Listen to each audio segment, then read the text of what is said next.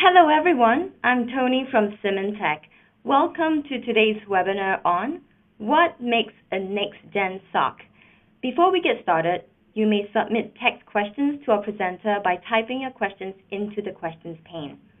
You may also send in your questions at any time during the presentation, when we will collect these and address them during the Q&A session.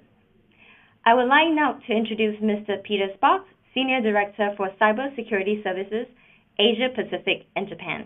Peter? Yes, good morning, good afternoon, good evening, everyone. My name is Peter Sparks. I'm the Senior Director responsible for Cybersecurity Services for Symantec. What that really means is I run security operations centres in APJ.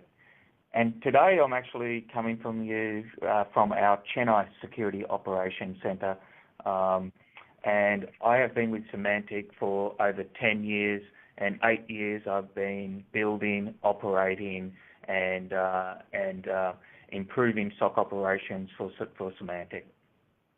But today I'm going to really talk about Next Gen Security Operations Centres.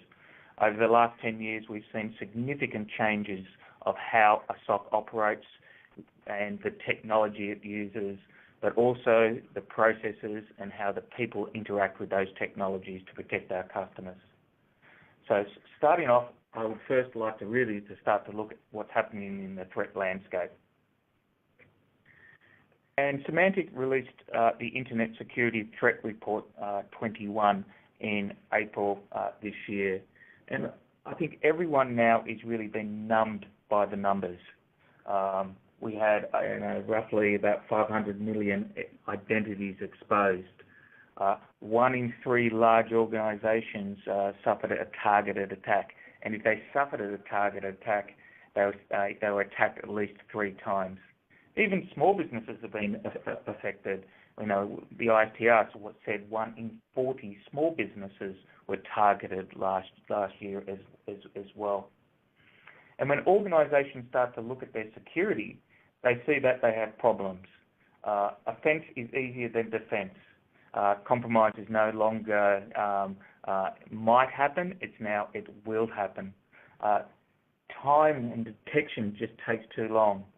Report after report has shown that organisations fail to detect, or it takes them a long time to detect, sometimes over 100 days to detect a significant targeted attack. I also travel and talk to organisations all through Asia Pacific and Japan, and everywhere I go there is a significant gap in cyber skills. In particular, high-end skills. Forensics experts, high-end security analysts, principal consultants. These are the areas that there is significant gaps that I see. Although we're starting to see a lot more universities, churn out some junior security people, and a lot of them are very good, organisations still need these senior skilled people as well. So what is that leading to? And it really means a couple of areas. First one is poor response time. As a SOC operator, time is my enemy. I'm always fighting time. Time to detect, time to respond, time to work with the organisation to remediate. And the reason time is my enemy is time means increased costs. The more time it takes, the more these incidents can spread, the more that they can, filter information out of your organisation, the more impact it has. So all in all, time, again, is the enemy. What we also see is a significant limited in response effectiveness. A lot of organisations really struggle with their incident response plans, having plans in place, having the people in place to effectively respond to the incidents. And that also drives up costs, and it drives down the business impact of these types of events. And last of all, I talk to a lot of CISOs, CEOs around the region, and all of them struggle to demonstrate security ROI. They don't have the metrics They don't have the visibility across that organisation. A lot of them are still buying technology based on their gut feel or based on what their security managers are saying that they should buy, rather than based on any evidence. And what we see that is, people trying to just buy technology. And a lot of organisations have a lot of technology, but again, it's not integrated, it's not holistic on how to protect them across the organisation. So this presentation is all about Next Gen security operations. And I really first off want to say that when I travel across the region and talk to organisation, I ask the question, what is a SOC and what is security operations? Generally, I get a different answer every time. So just to level set to make sure we're all talking the same viewpoint, this is my definition of what security operations and also what is a SOC. Security operations is holistically, and people rather than technology, and you'll notice in my definition, come first, and there's a reason behind that. Technology is the enablement, but security is still very much a people business. People are doing the attacking, and people are also doing the defending. So people is the first part of building a security operations centre, rather than first focusing on the technology and then thinking about the people. So what is a SOC? So a SOC is really just a central point, a facility where security operations people basically are centralised, that they can deal with defending an organisation, containing and remediating security attacks. And why do we start to see the reasoning of development of these types of operations? And the first one is we see organisations really struggling with the fragmentation of security. A lot of organisations have inconsistent analysis. They don't have visibility, as I said. They have fragmented responses. They very much have what we call an insular viewpoint of security. And this is where it's really been driven by the C-level, where they want to transform security. They want that to get that visibility and start to get in front of the curve, rather than always feeling that they're behind the curve with security. And when you start to look at this transformation, when you start to look at going from a fragmented organisation to much more of a business-focused security, it really starts to drive that requirement for a security operations centre.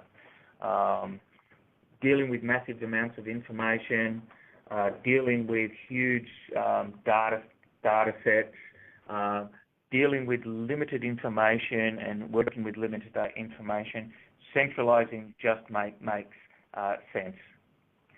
But when we start to delve into that and building a SOC or operating a SOC, etc., we start to see different models. And the next section, I'm going to start to talk about some of those models before we move into Next Gen SOC operations. So let's look at what's needed to move to that Next Gen SOC.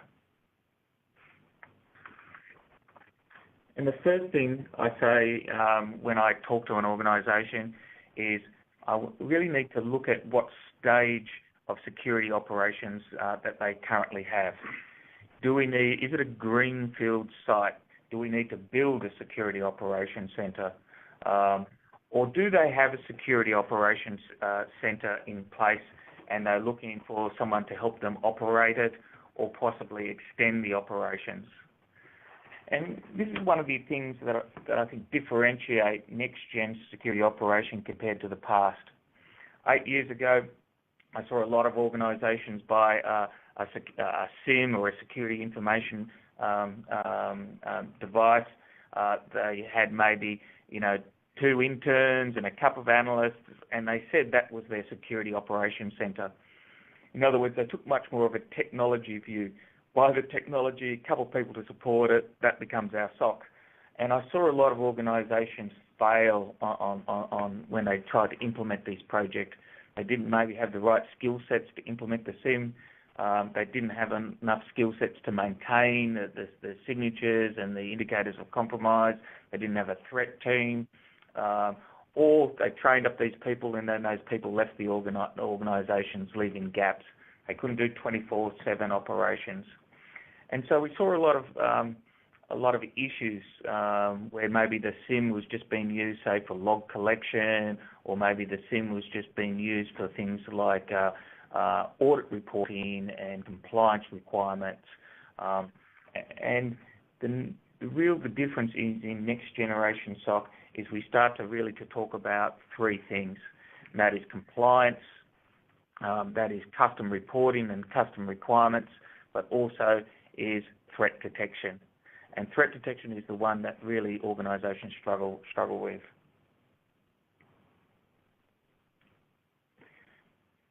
Now, saying that, the organisations have choices when they start to see that they want to build, operate, or extend a SOC.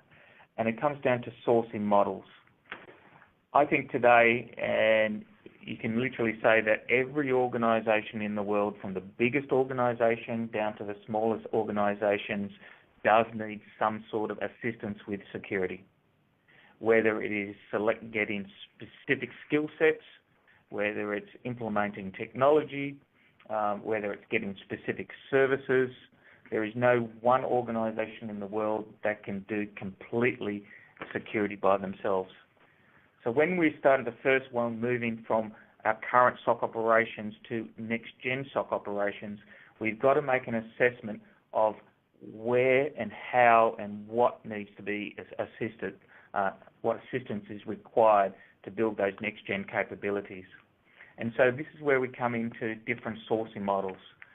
There is managed services providers, there is traditional outsourcing providers, but there's also different ways where you can selective source or selective services or discrete outsourcing as well.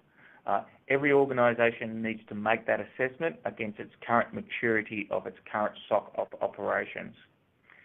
And when I really look at across the customer base, there is two ways I see organisations doing this. And the firstly is sourcing by service. And that's where an organisation sees gaps in its organisation. It might see that it's doing a certain part of security operations well, such as security operations technology management, managing firewalls and managing IDS. But there is other areas that it might struggle with. It might be able to do, say, custom reporting very well, and it might be able to do compliance reporting and compliance management very well, but really struggles to do 24/7 threat protection. In particular, I see some of the higher end skills is where organisations really want to look at getting outside vendors and partners and sourcing those skill sets. And the two ones I see traditionally is firstly around threat intelligence, where most organisations struggle to get very good threat and targeted threat intelligence data, or have difficulty maintaining a threat intelligence team. And so this is a traditional area where you can source those skill sets or source those capabilities from the market. Another area that I see that a lot of organisations use, and this is more aligned to the skill shortage, is to do with incident response and forensics and deep analysis. Most organisations struggle in this area. There's very limited skill sets right across the region. And even if people have some skill sets in the areas, a lot of times they don't have a lot of experience in this area. And when you have a significant breach, when you have a significant incident in place, you want to leverage these types of skill sets as well. And just don't think it's also incident response and forensics. It's also getting skill sets from, say, the legal community, where in particularly now we're seeing a lot of legislative requirements across the different regions, and particularly organisations struggle understanding what their requirements are in different regions when having an incident. And another good example in this area is crisis management. a lot of people also leverage their PR teams, but the PR teams really haven't got the skill sets to do with crisis management. Again, this is another area you can leverage as well. So this is a traditional area where you assess your security operations your SOC. You see you have certain gaps, and then what you do is you try to get source from the market those specific skills to plug those gaps. But there is another area that you can use, and that's sourcing by time. And this is I see a lot of organisations looking at this way of sourcing as well. And this is where, say, that you maybe have implemented a SIM, it hasn't worked for you, or you've implemented trying to build a SOC, but your maturity is quite low. And what you want to do is therefore work with a partner over time to give you instant capability today to rapidly improve your security operations. And then over time, you reduce the vendor's requirement or services involvement, and you build up your internal team. And I see this is an increasing trend across a lot of organisations where it hasn't worked for them. They want to transform their security operations centre, but need to get instant capability today. And so they're the two main areas that I see from a sourcing point of view when organisations are looking at moving to next-gen security operations. And before we start to look at some of the technologies and capabilities and some of the requirements for next-gen operations, I also want to make a quick comment on the one of the other areas that I work on, and that is scale. Time and scale are the two enemies of the SOC operations. What I mean by scale is having the ability to not only to take logs of multiple different sources and multiple different devices, but also to scale from traditional security devices to much more new devices giving you new information sources, but to also to be able to do things like advanced analytics. To do advanced analytics or batch analytics and these types of new techniques, you need processing power. You need to be able to process huge volumes of data sets. You need to be able to take time slices and be able to do analytics over that. Now, traditionally, in previous SOC operations, when you started to bring on devices and bring on things like proxies and other devices, a lot of organisations started to see scale issues, and they started to have to make trade-offs. In other words, I could bring these logs on, but I could only do a limited amount of processing based on those logs if I wanted to keep my effectiveness on time.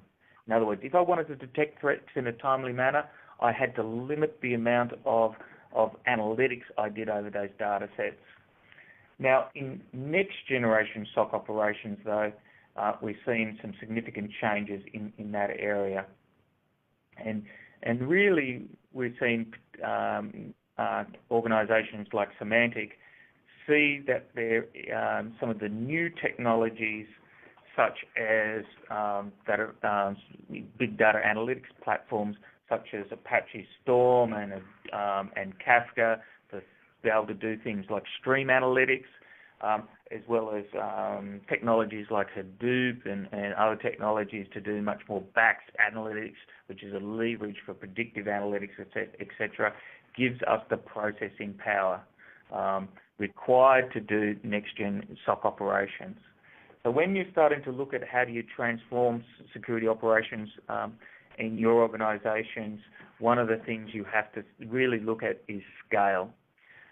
When I talk to customers, one of the small things I use is to give an idea of what scale is if I maintain my current customer base and I did nothing more in general, I have to, there will be a 20% increase in log volumes coming every year from the current customers, because they want to send us more logs, different types of logs.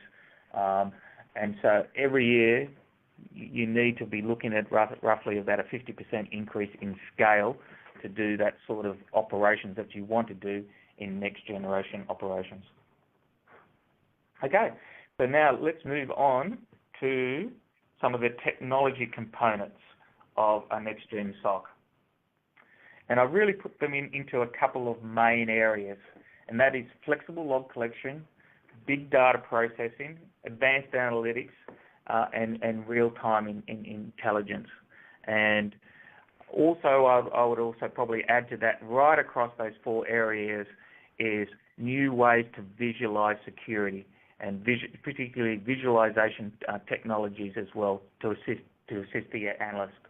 So let's start off with flexible log collection. What do I mean by flexible log collection? So in the past, when you used to run security operations, you used to have to onboard devices. Usually this was a very manual process where you had to know what the type of firewall it was, whether it was a Cisco or a Palo Alto. You had to work in bringing those devices on board. You need to normalize those logs, etc. Now that was okay when networks were static. And particularly in organizations, in some organizations who were much more static, for instance, in a lot of cases that's the financial industry, that was okay. But then we started to see a lot of change in the network. We started to see things like cloud operations or moving applications to the cloud and service providers, or changes in the network happen consistently. And those old manual processes started to really fail, and a lot of organizations struggle with this, is trying to maintain the visibility across the organization. So what does flexible log collection do? It gives you the ability to be able to collect logs automatically from different types of devices, even if you don't know what those devices are. It's also a requirement if you want to maintain your visibility across the cloud, to the network, etc. And it uses things like machine learning, so it will look at the log streams coming into the log collection device or the SIM, and it will work out that it's a Cisco firewall. It will work out what is the outbound IP address and what, etc., or the URL, and it'll be able to onboard those devices automatically.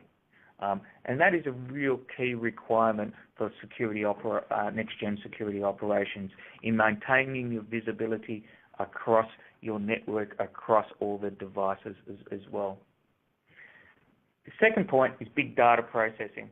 Now, we talked about that in the previous slide. You need power to be able to maintain maintain visibility across all your different devices.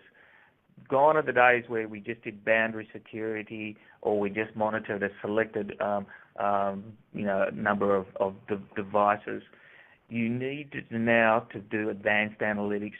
You need to get the raw log sources, not just the events generated from those devices. To do things like predictive analytics, to do things like retrospective analytics, you need to do data modeling. And you just can't do data monitoring based on the alerts themselves. So being able to do big data processing is absolutely a requirement for next-gen SOC operations. The third area is advanced analytics, and I've touched a little bit about this already. And this is areas such as doing doing retrospective analytics, behavioral analytics, and then moving into predictive analytics as well. The whole industry is much more moving to models where we can start to model behaviour, not only of the individuals, but of the devices, and to do that across the organisation. So we can start to look at anomalies between the different, how an operation works. And that comes a lot more advanced than simple things like device monitoring. And really the big change in next generation SOC operations is the use of intelligence. Now, we've always had data feeds and being able to put data feeds into SIMs and etc. But real-time intelligence is a much more advanced concept where we're taking, rather than just simply feeding in a list of URLs or IP addresses, you're actually feeding in a lot more telemetry into and being able to analyze that telemetry, not just a simple feed of IPs and URLs. You're adding in human intelligence as well as as well as the telemetric data as well, and be able to generate IACs and generate detection capabilities automatically as those feeds come in. And we're continuing seeing advancements in that area. And overall, because we're dealing with these big data sources, I don't want to forget the people side of it, and the technology will help drive the people side of it. And what I mean by that is we're going to see tools like visualization tools in security, and we're going to see how we can, look at ways where we can show the analyst how an incident occurs over periods of time in very interesting and ways, so they can still make the assessment.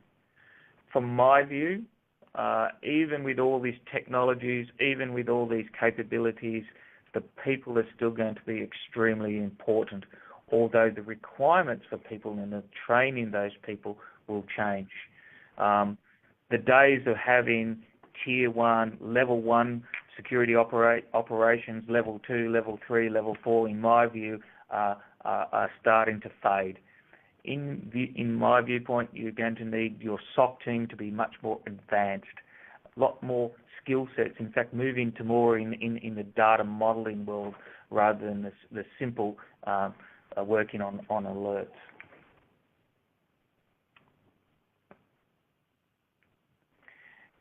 And I also touched on advanced intelligence, and this is really a key requirement for next-gen SOC operations. And I just want to point out that Symantec is developing the unified security platform where we are dramatically improving our global intelligence network, where we're collecting data from multiple different sources. I think at last count was about 185 different collection systems. And we are using that not only for SOC operations, but also it is going to be the power to enable a lot of our product technologies as well. And there will be a lot more sharing of this data. So we'll start to see, and what we're working on is the ability to share data with both our partners and our customers in real time. Because in security, we're still, in the end, we're all about the same business, which is protecting our customers.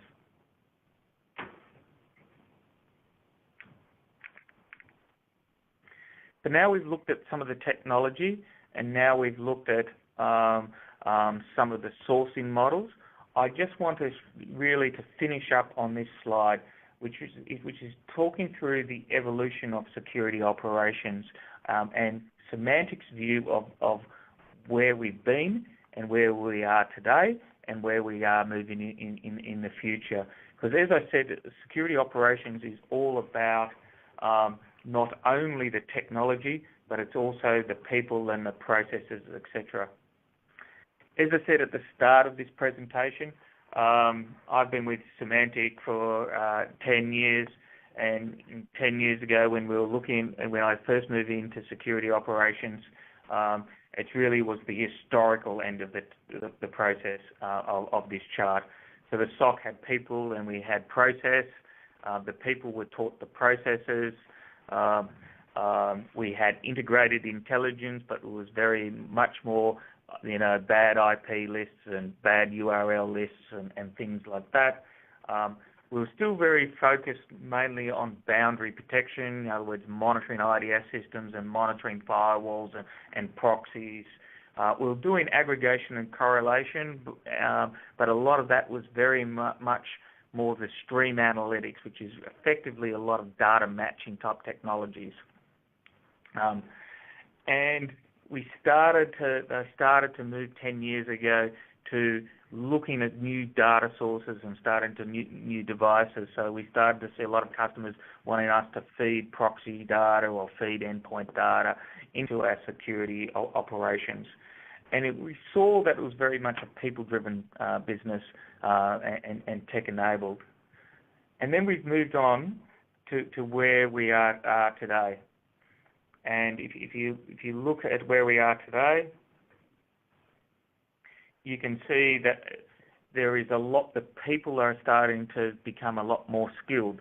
So rather than just dealing with incidents and then talking about incidents, we started to see a lot more playbooks coming to effect. So they would start to see the incident and start to see it more holistically across the organisation.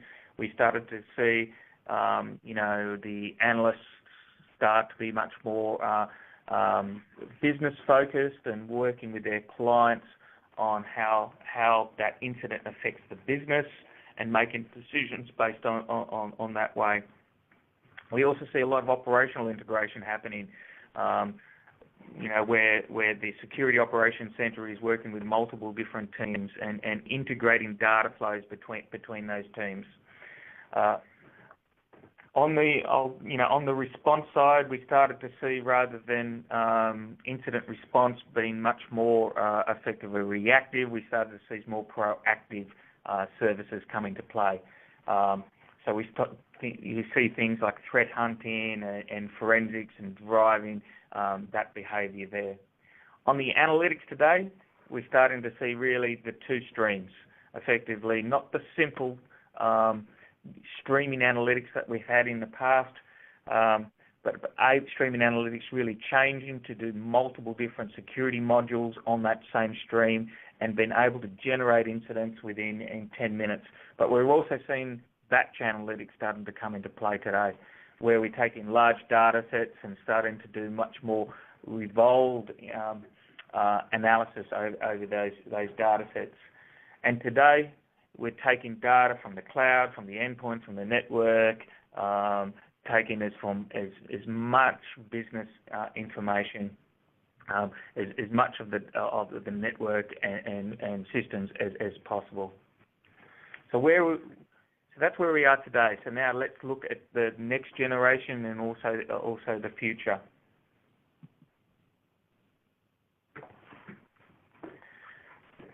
So in the future, again, we're seeing a much more higher end security analyst. He's talking about to the customer, engage with the customer, and much more looking at the proactive side, looking at assessment side. He's much more focused on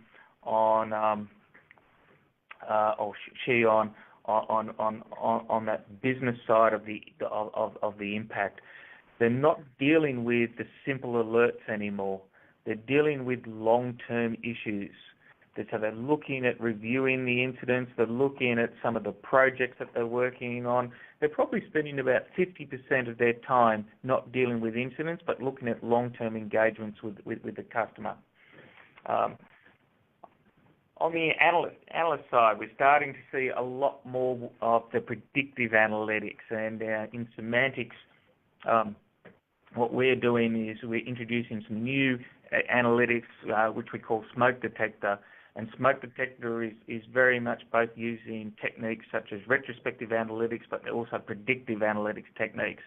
This is where we're taking, say, a data set of 180 days worth of customer data, and we're looking at small events and then looking for the patterns between those small events over a long period of time.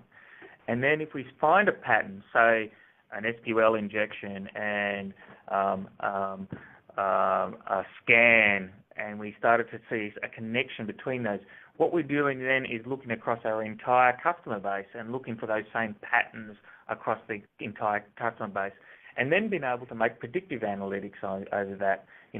What do we think we'll see next? If we've seen this, what do we'll see next? And that is, again, a feature of Next Gen Security Operations. And then the future.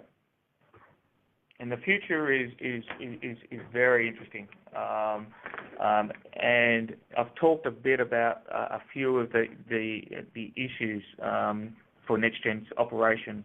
So one of those issues was scale. And I said that time and scale are my two enemies. Scale in the future is going to be an incredible requirement because we're going to start to see a lot more IoT. And some of the scale of not only dealing with hundreds of thousands of devices, but dealing with millions of devices and dealing with information that is different from traditional security information and be able to make sense of that information is going to be critical for the future next-gen SOC operations. And this matching between OT and IT information, again, is going to transform a lot. But maintaining that visibility, as I said, between the cloud, between IoT, right down to the consumer level is in particular is going to be a requirement for that scale. We're going to, in the response area, we're going to see a lot more orchestration and automatic response, and we're seeing that development across multiple platforms now. In the intelligence, and I'm an optimist, but I really would like to see a lot more crowdsourcing and a lot more sharing of intelligence between governments and organisations, and particularly between organisations. At the moment we have a number of restrictions that don't allow a lot of organisations to help other organisations in their industries, and we have to work out ways of sharing this data around. On the analytics side, we're really going to see a lot more, some really interesting analytics come out of the non-security area. A lot of the tools that we use for instance, at the moment, such as Hadoop, and a lot of these big data have come out of the marketing area from companies such as Twitter and Google, etc. But we're going to be able to take analytical techniques, because a lot of these organisations, even though there might not be security that they're looking for things as well. So for marketing, they're looking for nuggets of information in huge data sources. Exactly the same techniques that we can use in security. So things like medical research, marketing, they're the organisations where you're going to get new analytical techniques to help us drive and using these big data sets. So I think I've taken about 40 minutes, and I want to really to give you enough time to answer to ask some questions about next generation operations. So I might now hand it back to Tony, who will now open it up for the Q&A session. All right. Thank you, Peter. We will now address the questions that have been submitted. As a reminder, you can still submit questions to the questions pane in your attendee control panel. Peter, our first question is, there are many SIEMs available off the shelf. Many of us perceive this as the core technology used within the SOC. Is this the case? So that's a very good question. So if you look at going back to what I talked about, the requirements for a SOC, and one of the big requirements for the SOC is visibility. So a SIEM, which is basically an event management or an information event management device, helps organisations give you that visibility. But it's not only the only tool that can do this. And, a lot of organisations use a SIEM, but they also get a managed service provider to provide that visibility. So it is a tool that can help you provide it, but it's not the only tool that can give you. I would also say that I think, I talked about the past, but between previous SOC operations and next-gen SOC operations, and one of the previous problems in the past was a lot of organisations saw that buying a SIEM and then hiring a couple of people made a SOC, and that is not the. And therefore, we saw a lot of organisations fail to really to implement a good security practice. So a SIEM is a tool. It enables security people to do SOC operations. it is not a SOC. Next question. Thank you. Next question. SOC is a term that has been around for a while. Is there a renewed interest in building up a SOC? How different is it today versus back then? Yeah, so we've seen organisations over the last 10 years perceive the need for the SOC, and I showed you some of those slides why a SOC is required, and they really have, those requirements have not changed. Visibility, metrics, coordination, all of those requirements still exist today. And we've seen organisations come in first generation SOCs and try to build them up and have had really struggled with the technology that it was the case. But as I said, there is this next generation of security operations and technologies that are now currently being assessed, and that has really renewed that interest in building a SOC. And there's different models to make it a lot easier for organisations to do it as well. Right. Another question. How is Symantec SOC different from others? Yeah, and I've also got another question where we talk about, and I think we're talking about the last slide here, where we talk about the maturity of the SOC, whether it's current or next. So the first thing I'd say is from Symantec's point of view, that we have been running security operations centres for 10 years. We have, if I look at my security operations centre in Sydney, I have people who have been working in that for about 8 to 9 years. Currently, I think the average tenure across APJ is 5+ years. So we've been running security operations and assisting customers for a long time.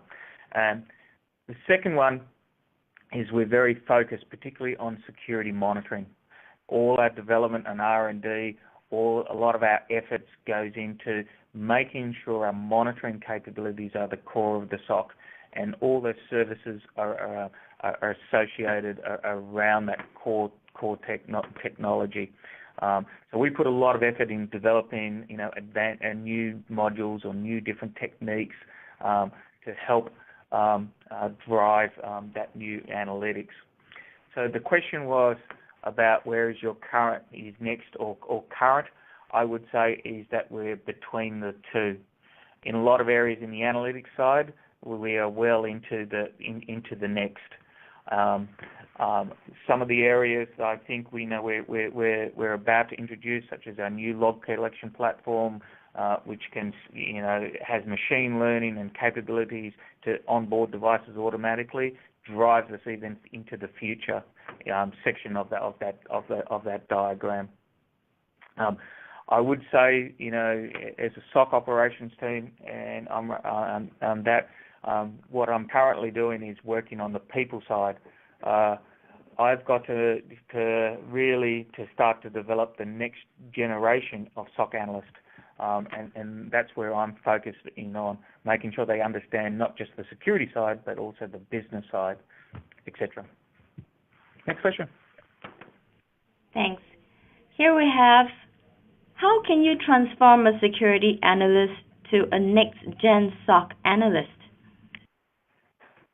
Yeah, this is really interesting. As I said before, if you look at the historical SOC or a previous generation SOC, one of the things I always look at is where they have a tier one and a tiering of analysts. They'll have a number of interns, and particularly the interns are doing the night shift, and they're supposed to be dealing with those lower end, and then they're supposed to pass it up to the next generation. I'm finding in the next generation SOC that is starting to collapse, and I actually need security analysts today to have, as I said before, those business skills and those higher end analyst and soft skills, as well as the technical skills as well. In the future, we're talking about analysts really being close to a data scientist. being able to work over long data sets, able to work over, with the customers directly, going through some really challenging issues. So the days of being able to do that tiering or operating a SOC like a call center is in my view, long gone. There will always be a requirement for a security analyst. I just don't need analysts to do the traditional tasks because the systems is now smart enough to do those tasks. I need them to do the higher end tasks. And that's where we're driving our security analysts in the future. Next question. Okay, moving on. How do you integrate machine learning into a SOC platform?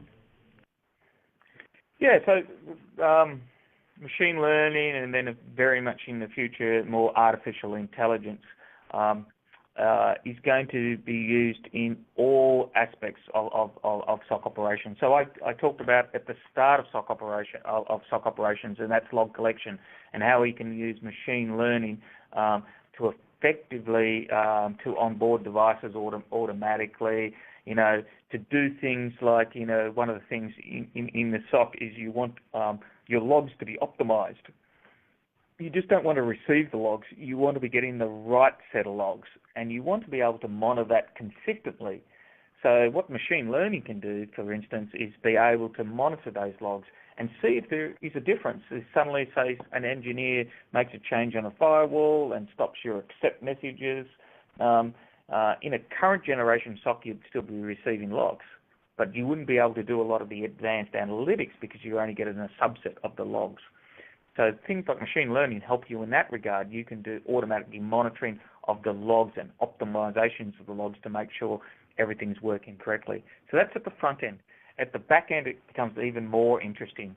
And things like talked before about with some of the more advanced analytics where we're looking for patterns. Machine learning and AI helps us in understanding those patterns and making those connections between three events that might have occurred over a long period of time and making those connections between those events. And that's where it becomes really quite interesting. And again, that's where, understanding of the analyst side and able to work with these much more advanced tools.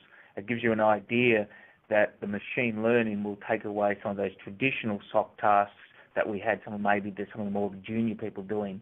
But it actually means that there's a lot more higher end tasks in place. Okay. Now we've got, what is your view on sourcing models? Should a company outsource security in its entirety to a customer? Yeah, that's a good question. So in my view, there is different sourcing models might suit different companies at different stages of their maturity. Even if you outsource security holistically to an organization, the company will still keeps the risk. The risk will stay with the company. You cannot really transform that risk to an organization.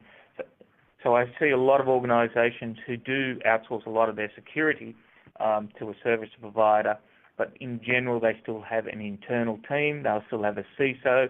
They'll still have a chief risk officer. They'll still have some people within the organisation because the risk still remains within that organisation on maintaining on that security.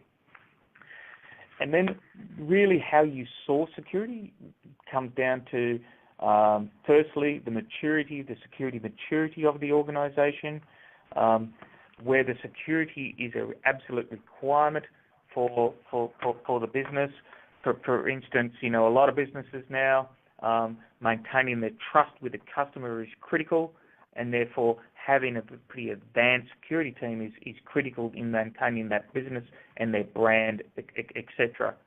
Some other organisations, though, they might be a manufacturer or they might be, into another business where security is really not not an absolute requirement of their business, and they struggle to find security people. They struggle to implement security. and therefore they might look at different sourcing to get them to a security posture that works with their risk that they want to achieve. All right. One last question. Can you talk more about hybrid SOC models? Yes. So I'm seeing a lot of organisations look at hybrid SOC models where they will have built up a security operations centre as well as then leveraging a partner or a service provider to provide certain capabilities. I said before, very simplistically that, a SOC has to deal with multiple different capabilities. So, for instance, the internal SOC might look at things like compliance reporting and custom requirements. For instance, it might have a key technology or key system it needs to track down to certain individuals and when they access it and what they're accessing, etc. For instance, a payment system, but it struggles to do 24/7 ops and it struggles to do global threat protection. So what it might do is it might run a SIM internally itself and use that as the centralization for login and compliance reporting and for metrics reporting, etc., and then use a service provider to do the global threat protection capability over the top. And then integrating those two capabilities together is then critical, so they get consistent metrics and consistent visibility across the organisation. Right. That's the end of our Q&A. Thank you, Peter, and thank you everyone for attending today's webinar. If you have any other questions, please email Peter at peter_sparks@symantec.com. In about a week, you will receive a follow-up email with a link to a recording of today's webinar. On behalf of Symantec and our presenter, thank you for joining us and have a great rest of the day. Thank you very much.